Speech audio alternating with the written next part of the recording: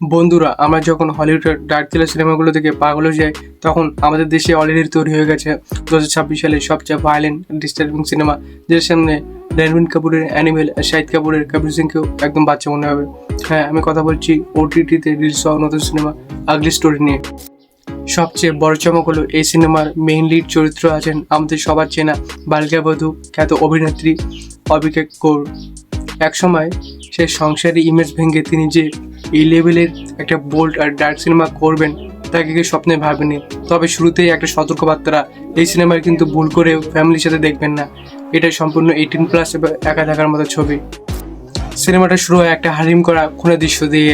একটা বাথরুম যা পুরোপুরি রক্তে ভেসে যাচ্ছে, আর সেখানে এক ব্যক্তি বসে আছে। পুলিশ তাকে গ্রেপ্তার করে নিজের স্ত্রীকে খুন করার অপরাধে। কিন্তু গল্প এখানে শেষ নয়, আসল খেলা শুরু হয় এরপর। ফ্ল্যাশব্যাকে দেখানো হয় এই স্বামী স্ত্রীর এক চরম অন্ধকার অতীত, যেখানে বিয়ের সম্পর্কের সুযোগ নিয়ে স্বামী তার স্ত্রীর উপর প্রতিদিন এমন মানসিক, শারীরিক আর যৌন অত্যাচার চালায় যা দেখার জন্য সত্যি কলিজার প্রয়োজন।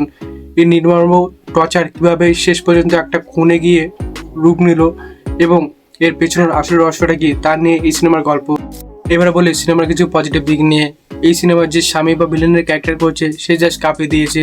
2026 সালের সবচেয়ে গ্রিন চরিত্রের তকমা তাকে দেওয়া যায়। স্ক্রিনে তার পাগলামি আর নিষ্ঠুরতা দেখলে আপনার গা ঘিন করে উঠবে। দ্বিতীয়ত, সিনেমার শেষটা যেভাবে একটা সাসপেন্স থ্রিলারের রূপ নেয় এবং পুলিশ ও কোর্টের ড্রামা ব্যবহার করে শেষ করা হয়, তা সত্যিই প্রশংসনীয়। তৃতীয়ত, অবিকা কৌরের স্ত্রীর চরিত্রে তার অভিনয় আপনার মন ছুঁয়ে যাবে। এবার বলি এই সিনেমার কিছু খারাপ দিক নিয়ে। তবে এই সিনেমায় একটা বড় মাইনাস পয়েন্ট হলো এতে গভীর কোনো গল্প বা মাথা খাটানোর মতো কিছু নেই। ছবিটা স্মার্ট কম, মার্কাট আর টর্চার বেশি। দৃশ্যগুলোকে কতটা নোংরাভাবে পর্দায় ফুটিয়ে তোলা যায়, ডিরেক্টর শুধু সে চেষ্টাই করেছেন, যা সাধারণ দর্শকের জন্য বেশ অস্বস্তিকর মনে হতে পারে। এক কথায় বলতে গেলে আগলি স্টোরি সিনেমা ঠিক তার নামের মতো, চরম নোংরা, ডার্ক আর মানসিকভাবে নাড়া দেওয়ার মতো একটা সিনেমা। অতিরিক্ত ভায়োলেন্সের কারণে এটি যে কোনো সময় ওটিটি থেকে ব্যান্ড বা ডিলিটও হয়ে যেতে পারে। তাই যারা ডার্ক সাইকোলজিক্যাল থ্রিলার পছন্দ করেন তারা ব্যান হওয়ার আগে জিও হটস্টারে হিন্দি টাইমিংয়ে দেখে নিতে পারেন। আমার তরফ থেকে এই সিনেমার রেটিং থাকবে 5-এর মধ্যে 3 স্টার। তো বন্ধুরা, অবিকা কৌরের এই নতুন রূপ আপনার কেমন লাগলো? এই ধরনের সিনেমা কি সমাজে কুপ্রভাব ফেলে? আপনার মতামত কমেন্ট বক্সে জানান।